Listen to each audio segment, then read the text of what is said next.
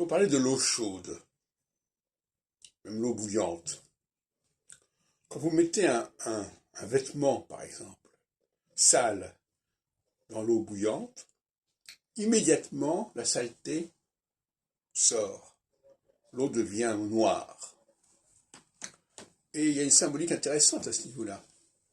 C'est-à-dire que le chercheur, le réformateur, c'est quelqu'un qui est comparable à de l'eau chaude. C'est-à-dire que il va faire ressortir la crasse, les altérations, les parasites, les scories qui ont affecté la chose en question. Ce qui veut dire qu'il y a des personnes qui sont capables de jouer le rôle de l'eau chaude dans une société par rapport à une pensée donnée, par rapport à un corpus, par rapport à une tradition.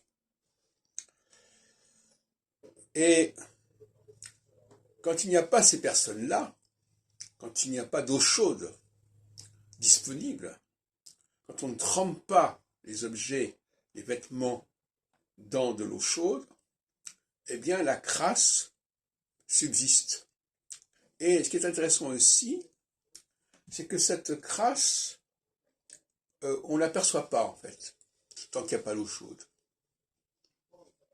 On prend un objet qui a l'air, dont on ne voit pas la saleté en vérité, et on le met dans l'eau chaude, et à ce moment-là, cette saleté va ressortir.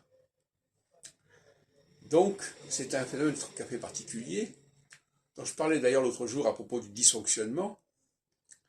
Il y a des dysfonctionnements qui ne sont pas perçus, qui ne sont pas perceptibles, tant qu'on ne met pas de l'eau chaude.